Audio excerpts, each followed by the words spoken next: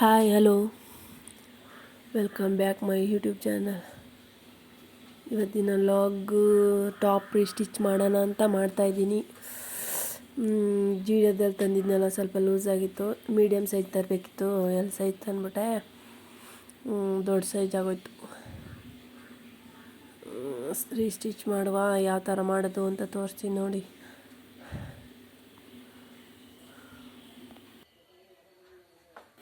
Daily ಯೂಸ್ಗೆ 2 top ಮತ್ತು ಇನ್ನೊಂದು ಸ್ವಲ್ಪ ಯಾವಾಗ ಎಲ್ಲಾರು ದೇವಸ್ಥಾನಕ್ಕೆ ಹೋಗೋದಕ್ಕೆ ಇದಕ್ಕೆ ಆಗುತ್ತೆ ಅಂತ ಒಂದು ಟಾಪು 3 ಟಾಪ್ ತೊಗೊಂಡೆ ನಾನು.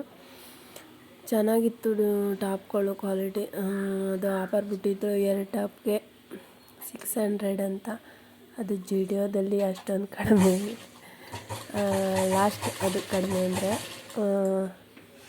ಡ್ರೆಸ್ಗಳ ಬಟ್ಟೆಗಳಲ್ಲಿ.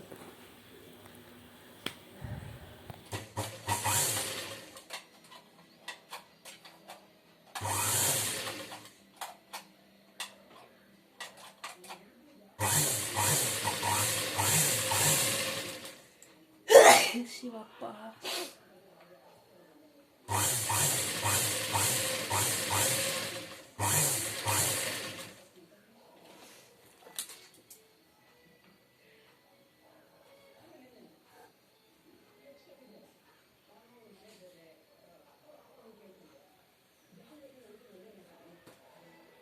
ಈ ಥರ ಸ್ಟ್ರೈಟ್ ಬರಬೇಡಿ. ಹಿಂಗೆ ಬಂದು ಹಿಂಗೆ ಕ್ರಾಸ್ ಬಂದರೆ ಆವಾಗ ಫಿಟ್ಟಿಂಗ್ ಚೆನ್ನಾಗಿ ಕೂತ್ಕೊಳ್ಳುತ್ತೆ.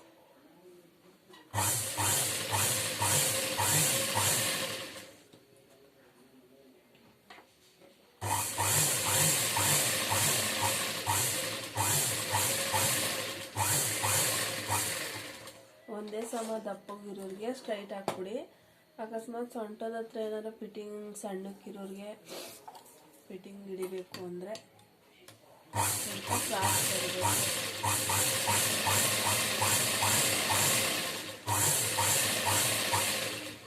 ಫಸ್ಟು ಅವ್ರ ಬಟ್ಟೆ ಅಳತೆ ತೊಗೊಳ್ಳಿ, ಮೈ ಅಳತೆ ಆದರೂ ತೊಗೊಳ್ಳಿ. ಇಲ್ಲಾಂದರೆ ಬಟ್ಟೆ ಇಸ್ಕೊಂಡು ಅಳತೆ ಎಷ್ಟೈತೆ ಅಂತ ನೋಡ್ಕೊಂಡು ಸ್ಟಿಚಿಂಗ್ ಮಾಡ್ಕೊಂಡು, ಇದು ರೀಸ್ಟಿಚಿಂಗ್ ಮಾಡೋದು.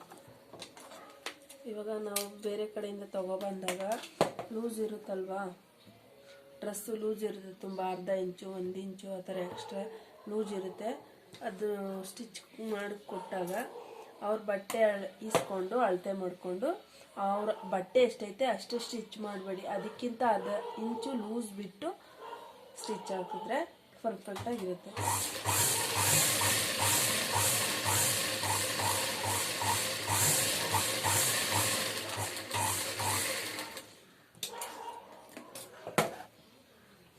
ಇಲ್ಲೇನಾದರೂ ಈ ಥರ ಇಲ್ಲೇನಾದರೂ ಲೂಸ್ ಇದ್ದರೆ ಇದೆಲ್ಲ ಸ್ಲೀವೆಲ್ಲ ಬಿಚ್ಚಿ ಆಲ್ಟ್ರೇಷನ್ ಮಾಡಬೇಕಾಗುತ್ತೆ.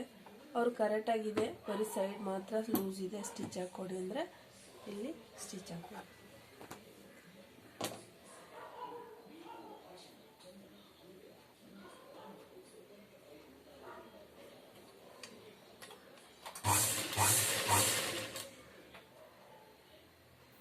ಥ್ರೆಡ್ ಕಲರ್ ಮ್ಯಾಚಿಂಗ್ ಮಾಡಿ ಹಾಕೊಳ್ಳಿ. ಒಳಗಡೆ ಕಲರ್ ಅಲ್ವಾ ಅಂದ್ಬಿಟ್ಟು ಕಾಣಿಸಲ್ಲ ಅಂದ್ಬಿಟ್ಟು ಇದು ಮಾಡ್ಕೊಬೇಡಿ. ಒಂಥರ ಬಾಟಮು ಟಾಪ್ಗಳೆಲ್ಲ ಒಂಥರ ಹಸೆಗೆ ಕಾಣಿಸ್ಬಿಡುತ್ತೆ. ಅದಕ್ಕೋಸ್ಕರ ಅದೇ ಮ್ಯಾಚಿಂಗ್ ಥ್ರೆಡ್ ಹಾಕಿದ್ರೆ ನೀಟಾಗಿ ಕೂತ್ಕೊಳ್ಳುತ್ತೆ. ಮತ್ತು ಹೊರಗಡೆ ಸ್ಟಿಚಿಂಗ್ ಕಂಡ್ರೆ ಹಸೆಗೆ ಕಾಣಲ್ಲ, ನೀಟಾಗಿ ಬರುತ್ತೆ. ಲೂಸ್ ಆಗಿರಬೇಕು. ಅದಕ್ಕೆ ಇದರಲ್ಲಿ ಜಾಸ್ತಿ ಇರುತ್ತಲ್ವ, ಒಂದು ಸ್ವಲ್ಪ ಹಿಡಿಬೇಕು ಅಷ್ಟೇ.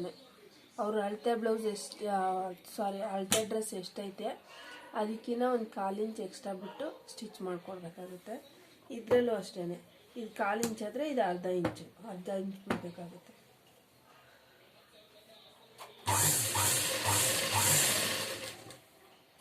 ಇಲ್ಲಿ 1 ಇಂಚ್ ಹಿಡಿದ್ರೆ ಇಲ್ಲಿ ಬೋಸ್ಟ್ ಹತ್ರ 1 ಇಂಚ್ ಜಾಸ್ತಿ ಹಿಡಿಯೋದು. ಇದು ಅರ್ಧ ಇಂಚ್ ಆದರೆ ಇಲ್ಲಿ 1 ಇಂಚ್ ಹಿಡಿಬೇಕಾಗುತ್ತೆ.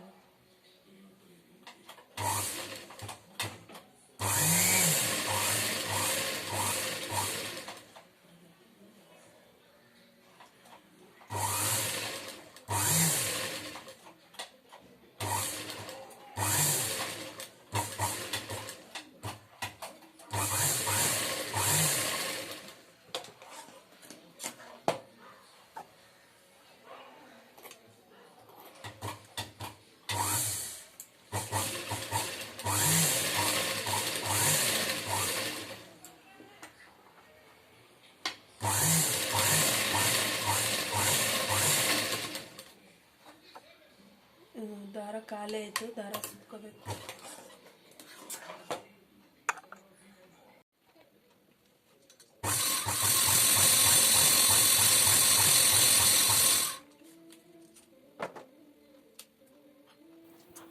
ಬಾಬಿನ ಹಾಕೋವಾಗ ಲೂಸ ಟೈಟ ಅಂತ ನೋಡಿಕೊಂಡು ಹಾಕ್ಕೊಳ್ಳಿ, ಇಲ್ಲಾಂದರೆ ಲೂಸ್ ಸ್ಟಿಚ್ ಬರಲ್ಲ, ಕರೆಕ್ಟಾಗಿ ಬರುತ್ತೆ. ಇಲ್ಲಾಂದರೆ ಲೂಸ್ ಇದ್ದರೆ ಲೂಸ್ ಸ್ಟಿಚ್ ಬಂದ್ಬಿಡುತ್ತೆ. ಟಾಪ್ ಇತ್ತು ವೈಟ್ ಸ್ಟಿಚ್ ಒಂದು ಹಾಕ್ಕೊಂಡು ದಾರ ಹಾಕ್ಕೊಳ್ಳಿ, ಸಾಕಾಗುತ್ತೆ. ವೈಟ್ ಟಾಪು ಮತ್ತು ಕ್ರೀಮ್ ಟಾಪು ಯಾವುದಾದ್ರೂ ಓಕೆ, ಅದಕ್ಕೆ ಮ್ಯಾಚ್ ಆಗುತ್ತೆ. ಡಾರ್ಕಾಗಿ ಕಲರ್ ಚೇಂಜ್ ಆದರೆ ಮಾತ್ರ ಥ್ರೆಡ್ ಕಲರ್ ಚೇಂಜ್ ಮಾಡ್ಕೊಳ್ಳಿ. ಒಂಚೂರು ಲೈಟ್ ಕಲರ್ ಆದರೆ ಪರವಾಗಿಲ್ಲ, ಅಡ್ಜಸ್ಟ್ ಮಾಡ್ಬೋದು. ಅಂದರೆ ಅದೇ ದಾರನ ಕಂಟಿನ್ಯೂ ಮಾಡ್ಬೋದು.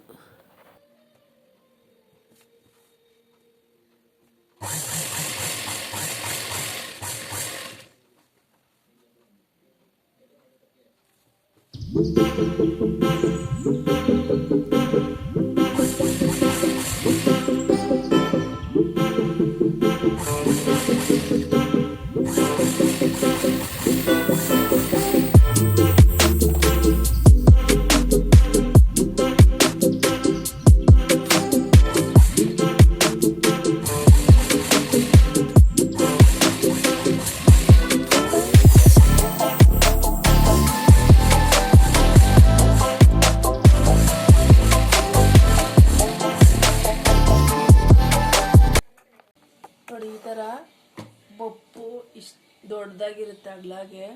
ಇವಾಗ ಬಾಡಿ ಎಲ್ಲ ಕರೆಕ್ಟಾಗಿ ಶೇಪಾಗಿರುತ್ತೆ. ಇವಾಗ ಸ್ಲೀವ್ ಲೂಸ್ ಅಂದರೆ ಇವಾಗ ನೋಡಿ, ಈ ಥರ ಎಷ್ಟು ಅಳತೆ ತೊಗೊಂಡು ಈ ಥರ ಕ್ರಾಸಾಗಿ ಹಾಕ್ಕೊಂಡ್ರೆ ಕರೆಕ್ಟಾಗಿ ಸ್ಲೀವ್ ಕೂತ್ಕೊಳ್ಳುತ್ತೆ. ಬಾಡಿ ಶೇಪೇ ಇರುತ್ತೆ. ನೋಡಿ, ನಾನು ಇವಾಗ ಹಾಕ್ತೀನಿ. ನೋಡಿ, ಈ ಥರ ಬೊಪ್ಪು ಕೊಟ್ಬಿಟ್ಟಿರ್ತಾರೆ ಎಲ್ಲ ಸ್ಟಿಕ್ಕು. ಇವಾಗ ಯಾವ ಥರ ಸ್ಟಿಚ್ ಮಾಡೋದು ಇದು ಆಗಲ್ಲ ಅಂತ ಒಬ್ಬೊಬ್ಬರು ಕೆಲವ್ರಿಗೆ ಗೊತ್ತಾಗಲ್ಲ ಅಲ್ವಾ, ಅವ್ರಿಗೆ ಹೇಳ್ತಾ ಇರೋದು. ಇವಾಗ ನಿಂತ್ಕೊಂಡು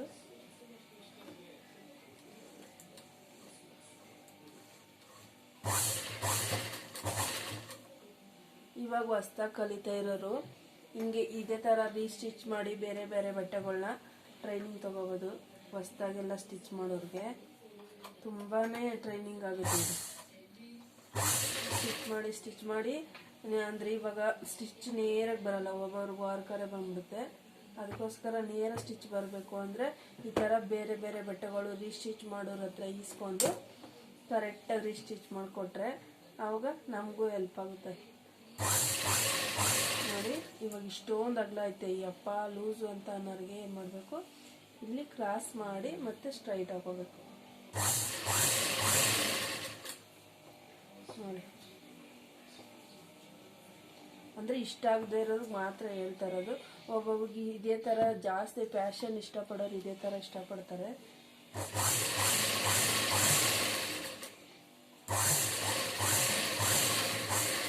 ನೋಡಿ, ಬಾಡಿ ಎಲ್ಲ ಕರೆಕ್ಟಾಗಿ ಐತೆ. ಇವಾಗ ಬಾಡಿನ ಎಷ್ಟು ಬೇಕು ಒಂದೇ ಒಂದು ಸ್ವಲ್ಪ ಹಿಡಿದ್ರೆ ಹಿಡಿಬೋದು, ಇಲ್ಲಾಂದರೆ ಇಲ್ಲ. ಅವ್ರು ಕರೆಕ್ಟಾಗಿದೆ, ಟೈಟಾಗಿದೆ, ಸ್ಲೀವ್ ಮಾತ್ರ ಲೂಸು ಅನ್ನೋರಿಗೆ ಮಾತ್ರ ಸ್ಲೀವ್ ಹಾಕ್ಕೊಡ್ಬೋದು.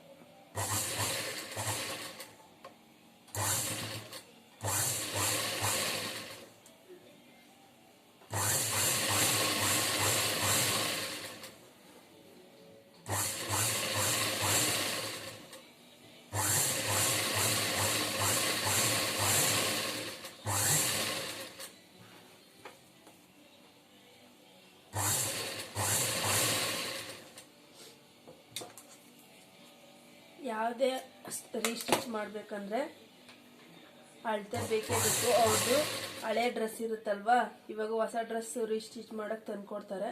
ಅವ್ರದ್ದು ಹಳೆ ಡ್ರೆಸ್ ಇಟ್ಕೊಂಡು ಕರೆಕ್ಟಾಗಿ ಟೇಪ್ ಇಟ್ಕೊಂಡು ಅಳತೆ ಮಾಡ್ಕೊಂಡು ರೀಸ್ಟಿಚ್ ಮಾಡ್ಕೊಡ್ಬೋದು.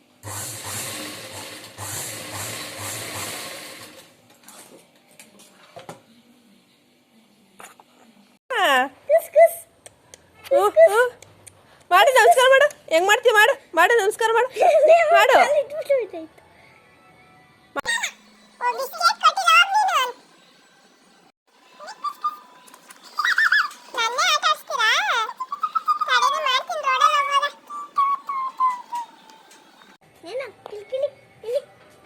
ಬಿಸ್ಕೆಟ್ ಕೊಟ್ಟಿಲ್ಲ ಅಂತ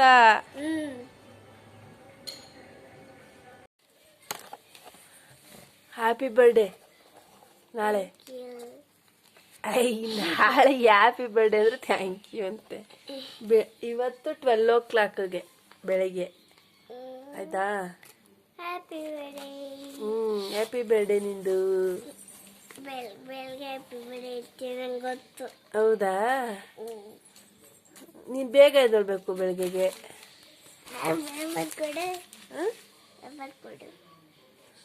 ಬೆಳಗ್ಗೆ ಎದ್ದೇಳ್ಬೇಕಾಯ್ತಾ? ಎದ್ದೇಳ್ತೀಯಾ? ಸರಿನಾ? ಬೇಗ ಎಷ್ಟು ಗಂಟೆಗೆ ಎದ್ದೇಳ್ತೀಯಾ? ಎಷ್ಟು ಗಂಟೆಗೆ ಎದ್ದೇಳ್ತೀಯಾ? ಗೊತ್ತಿಲ್ಲ ಅಲ್ಲ. 5:30ಗೆ ಎದ್ದೇಳ್ತೀಯಾ ಇಲ್ಲ 6:30ಗೆ ಎದ್ದೇಳ್ತೀಯಾ? Okay bye. Good night. Good night. Good night. ಏನು ನನ್ನ ಮಗಳು ಬರ್ತಡೇ ಅಂತ ಒಂದು ಸ್ವೀಟ್ ಮಾಡೋಣ ಅಂತ ಜಾಮೂನ್ ಮಾಡ್ತಾಯಿದ್ದೀನಿ. ಅದೇ ರೆಡಿಮೇಡ್ ಪಾಕೆಟು ಮನೆಯಲ್ಲೇ ಮಾಡ್ಬೋದು, ಆದರೆ ಮಾಡಲ. ಪಾಕೆಟೇ ತಂದ್ಬಿಟ್ಟು ಮಾಡೋಣ, ನೆಕ್ಸ್ಟ್ ಟೈಮ್ ಮತ್ತೆ ತೋರಿಸೋಣ ಅಂದ್ಬಿಟ್ಟು ಪಾಕೆಟೇ ತಂದು ಮಾಡ್ತಾಯಿದ್ದೀನಿ.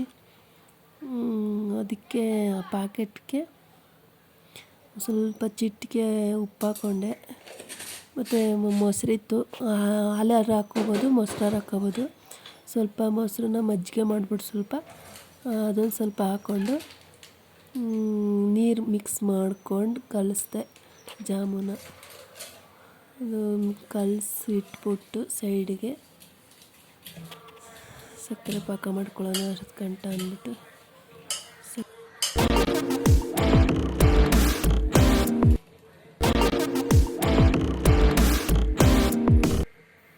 ಸ್ವಲ್ಪ 1 ಸ್ಪೂನಷ್ಟು ತುಪ್ಪ ಹಾಕ್ಕೊಂಡು ಕಲಿಸ್ಕೊಂಡೆ, ಸಾಫ್ಟಾಗಿ ಬರಲಿ ಚೆನ್ನಾಗಿ ಅಂತ.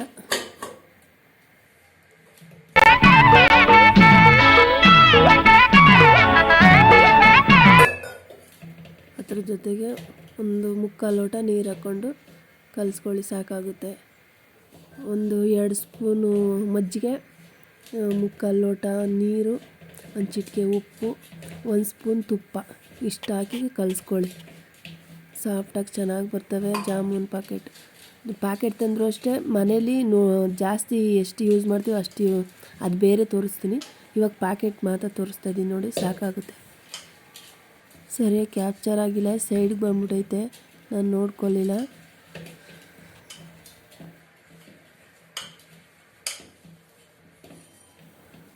ಒಂದೆರಡು ನಿಮಿಷ ಕಲಿಸ್ಬಿಟ್ಟು ಮುಚ್ಚಿಬಿಟ್ಟು ನಾವು ಸಕ್ಕರೆ ಪಾಕ ಮಾಡೋವರೆಗೂ ಒಂದು 10-15 ನಿಮಿಷ ಆಗುತ್ತೆ ಪಾಕ ಮಾಡೋದು. ಅಲ್ಲಿವರೆಗೂ ಮುಚ್ಚಿಟ್ಬಿಡೋಣ. ಮುಚ್ಚಿಟ್ರೆ ಸಾಫ್ಟಾಗಿ ಬರುತ್ತೆ ಚೆನ್ನಾಗೆ, ಅದಕ್ಕೋಸ್ಕರ ಮುಚ್ಚಿಡ್ತಾಯಿದ್ದೀನಿ. ಮತ್ತು ಸಕ್ಕರೆ ಸ್ಟೀಲ್ ಡಬ್ಬನೇ ಯೂಸ್ ಮಾಡೋದು ನಾನು. 1 kg ತಂದಿದ್ದೆ, ಅದಕ್ಕೆ ಸ್ವೀಟ್ಗಂತಲೇ ತಂದಿದ್ದೆ. ಗೊತ್ತಿತ್ತು ನನ್ನ ಮಗಳು ಬರ್ತಡೇ ಬಂತಲ್ವ ಅಂತ, ಅದಕ್ಕೆ ಸ್ವೀಟ್ ಜಾಸ್ತಿ ತಿನ್ನಲ್ಲ ಅಂತ ಹೇಳಿದ್ದಲ್ಲ. ನಾನು ಮಾಡೋದೇ ಅಪರೂಪ ಸ್ವೀಟು, ಹೊರಗಡೆ ನಾನು ಜಾಸ್ತಿ ತಿನ್ನೋಕ್ಕೆ ಹೋಗಲ್ಲ ನಾವು. ಇವಾಗಲೇ ದೀಪಾವಳಿಗೆ ಏನು ಮಾಡಿಲ್ಲ ಸಕ್ಕರೆ. ಇವಾಗ ಜಾಮೂನ್ ಮಾಡ್ತಾಯಿದ್ದೀನಿ. 2 ಲೋಟ ಸಕ್ಕರೆಗೆ 1.5 ಲೋಟ ನೀರು ಹಾಕ್ಕೊಳ್ಳಿ, ಸಾಕಾಗುತ್ತೆ. ಆಗ್ಲಾಗಿರೋ ಪಾತ್ರೆ ಇಟ್ಕೊಂಡ್ರೆ ಸಣ್ಣಕ್ಕೆ ಜಾಮೂನ್ ಮಾಡಿರ್ತೀವಲ್ಲ, ಅದು ಚೆನ್ನಾಗಿ ಕುತ್ಕೊಳ್ಳುತ್ತೆ. ಪಾಕನೂ ಚೆನ್ನಾಗಿ ಹೀರ್ಕೊಳ್ಳೋಕ್ಕೆ ಚೆನ್ನಾಗಿ ಇದು ಮಾಡುತ್ತೆ. ಅದೇ ಥರ ಆಗ್ಲಾಗಿರೋದು ಜಾಮೂನ್ ಮಾತ್ರ. ಬೇರೆ ಸ್ವೀಟ್ಗೋಸ್ಕರ ಚಿಕ್ಕದು ಮಾಡ್ಕೋಬೇಕು. ಇದು ಚೆನ್ನಾಗಿ ಜಾಮೂನ್ ಕುತ್ಕೋಬೇಕು ಅಂದರೆ ಅಗಲಾಗಿರೋ ಪಾತ್ರೆ ತೊಗೋಬೇಕು. ಸಕ್ಕರೆ ಕರಗೋ ಗಂಟ ಕೈ ಆಡಿಸ್ತಾನೆ ಇರ್ರಿ, ಇಲ್ಲ ಅಂದರೆ ಹಿಡಿದು ಬಿಡುತ್ತೆ ಅನ್ನೋ, ಅದಕ್ಕೆ ಕೈ ಆಡಿಸ್ತಾ ಇರಬೇಕು. ಕೈ ಆಡಿಸ್ದಷ್ಟೇ ಚೆನ್ನಾಗಿ ಪಾಕ ಬರುತ್ತೆ. ಇವಾಗ ಒಂದು 10 ನಿಮಿಷ ಕುದಿಸ್ತಾ ಅಷ್ಟೇ, ಸುಮ್ಮನೆ ಹಿಂಗೆ ಸೌಟಲ್ಲಿ ಹಿಂಗೆ ಆಡಿಸ್ತಾ ಇರ್ತೀವಲ್ಲ, ಥಿಕ್ನೆಸ್ ಬಂದರೆ ಪಾಕ ಒಂಥರ ಅಂಟು ಥರ, ಅದಕ್ಕೆ ಆಫ್ ಮಾಡಿಬಿಡಿ, ಸಾಕಾಗುತ್ತೆ. ಹಿಂಗೆ ಗೊತ್ತಾಗುತ್ತೆ ನಮಗೆ ಆರಾಗ್ತಾಗ ಹಿಂಗೆ ಅಂಟುತ್ತಲ್ವ ಕೈ, ಆವಾಗ ಸಾಕು, ಆಫ್ ಮಾಡಿಬಿಟ್ರೆ ಪಾಕ ಜಾಮೂನು ಚೆನ್ನಾಗಿ ಹೀರ್ಕೊಳ್ಳುತ್ತೆ. ಆರಾದ್ಮೇಲೂ ಜಾಸ್ತಿ ಗಟ್ಟಿಯಾಗಿಬಿಡುತ್ತೆ, ನೋಡ್ಕೊಂಡು ಆಫ್ ಮಾಡಿಬಿಡಿ. ನೋಡಿ ಎಷ್ಟು ಚೆನ್ನಾಗಿ ಬಂದೈತೆ ಪಾಕ.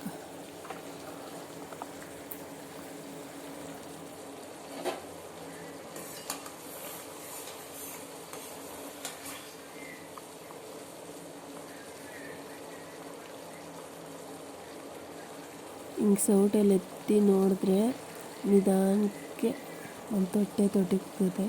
ಆವಾಗ ಪಾಕ ಬಂದದೆ ಅಂತ. ಆ ಪಾಕ ಬಂದಮೇಲೆ ಆಫ್ ಮಾಡಿಬಿಟ್ಟು ಇನ್ನು ಎಣ್ಣೆ ಬಾಣಲಿ ಇಟ್ಕೊಂಡು ಜಾಮೂನ್ ಮಾಡೋಣ ಬನ್ನಿ. ಇನ್ನೇನು ಬಾಟ್ಲಲ್ಲಿ ಎಣ್ಣೆನೂ ಖಾಲಿಯಾಗಿತ್ತು, ಅದಕ್ಕೆ ಹುಯ್ಕೊಂಡು ಮತ್ತು ಬಾಣಲಿಗೆ ಹುಯ್ಕೊಂಡು ಜಾಮೂನ್ ಹಾಕ್ತಾಯಿದ್ದೆ.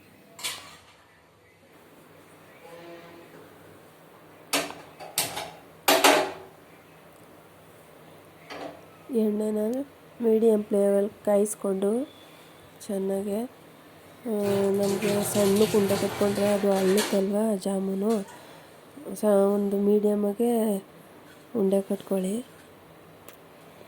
ಉಂಡೆ ಕಟ್ಟುವಾಗ ಅದರೊಳಗಡೆ ಪ್ರೆಶ್ ಮಾಡಿ ಉಂಡೆ ಮಾಡಿ ಮತ್ತು ತಟ್ಟೆಗೆ ಎಣ್ಣೆ ಸಾವ್ಕೊಂಡು ಹಾಕ್ಕೊಂಡ್ರೆ ಈಸಿಯಾಗಿ ಬರುತ್ತೆ. ಇಲ್ಲಾಂದರೆ ಕಚ್ಕೊಬಿಡುತ್ತೆ ಜಾಮೂನು, ಕಲಸಿರಿ ಹೂರಣ ಇರುತ್ತಲ್ಲ ಅದು ಕಚ್ಕೊಬಿಡುತ್ತೆ. ಉಂಡೆ ಇಟ್ರೂ ಅದು ಹಂಗೆ ಕಚ್ಕೊಬಿಡುತ್ತೆ. ಅದಕ್ಕೆ ಎಣ್ಣೆ ಸಾವ್ಕೋಬೇಕು. ಸಣ್ಣ ಸಣ್ಣಕ್ಕೆ ಮಾಡಿಕೊಂಡ್ರೆ ಜಾಮೂನ್ ಒಂಥರ ಚೆನ್ನಾಗಿ ಪಾಕ ಚೆನ್ನಾಗಿ ಕುಡಿತದೆ. ದಪ್ಪಕ್ಕಾದ್ರೆ ಜೊತೆಯಲ್ಲೇ ಅಂಟ್ಕೊಬಿಡ್ತವೆ, ಇಲ್ಲಾಂದರೆ ಎಲ್ಲ ಕಲಸ್ಕೊಬಿಡ್ತವೆ. ಸಣ್ಣಕ್ಕೆ ಮಾಡಿಕೊಂಡ್ರೆ ಚೆನ್ನಾಗಿ ಬರ್ತವೆ. ಮೀಡಿಯಮಾಗಿ ನಿಮ್ಗೆ ಎಷ್ಟು ಬೇಕು ಅಷ್ಟು ಮಾಡಿ. ದಪ್ಪ ದಪ್ಪ ಮಾಡಿದ್ರೆ ಎಲ್ಲ ಪಾತ್ರೆ ಒಳಕ್ಕೆ ಕುರಿ ಸಣ್ಣ ಸಣ್ಣಕ್ಕೆ ಹಾಕಿದ್ರೆ ಒಂಥರ ದೂರ ಇರ್ತದಲ್ಲ, ಚೆನ್ನಾಗಿ ಪಾಕ ಕುಡಿಯುತ್ತೆ. ನೋಡಿ ಆ ಥರ ಎಷ್ಟು ನೀಟಾಗಿ ಮಾಡ್ಕೊಂಡಿದ್ವಿ ನೋಡಿ. ಸಣ್ಣಕ್ಕೆ ಮಾಡ್ಕೊಬೇಕು. ಕ್ಯಾಮ್ರದಲ್ಲಿ ದಪ್ಪ ಕಾಣಿಸುತ್ತೆ,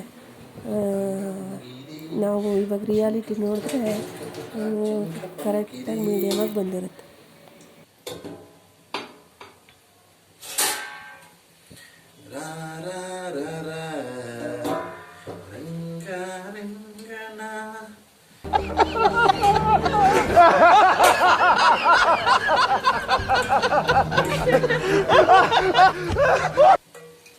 ಹಂಗೆ ಎಣ್ಣೆ ಸಾಕೊಂಡ್ರೆ ಒಂದೇ ಸಲ ಎತ್ತುಯ್ಬೋದು.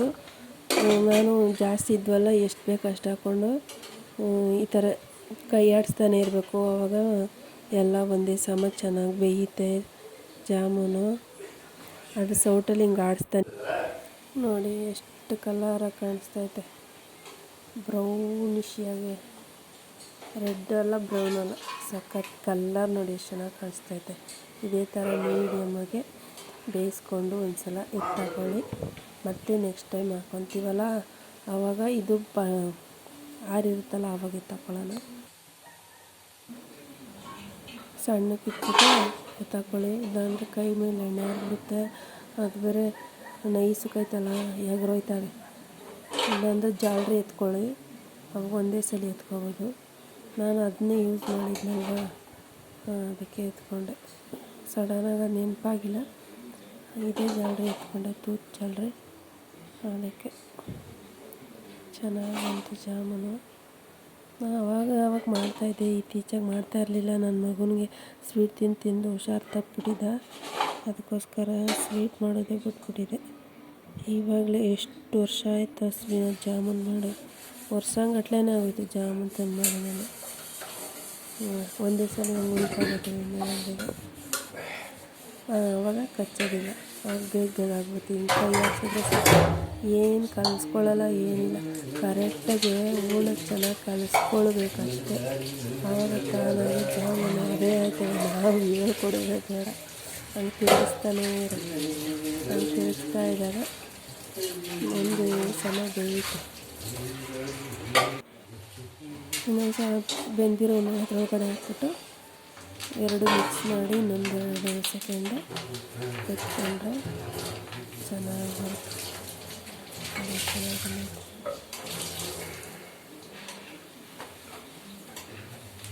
ನೋಡ್ತಾ ಇದ್ರೆ ಮಾತೇನಿರ್ತೈತೆ.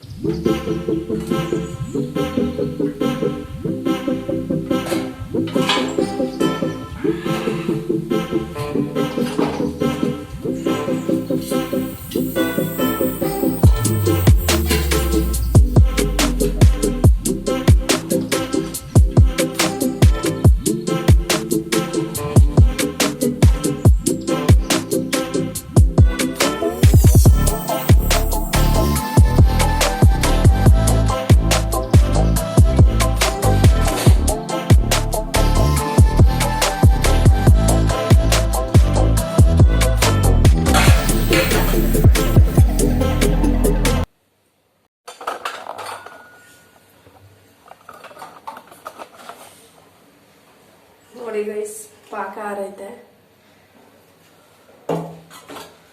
ಇದು ರೆಡಿ.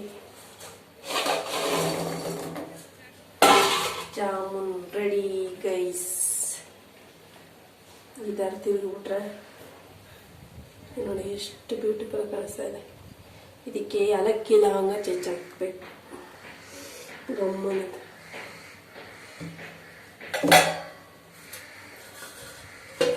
ಈ ಥರ 20 ನಿಮಿಷ ಮುಚ್ಚಿಟ್ಬಿಟ್ಟು ತಿನ್ನೋದು.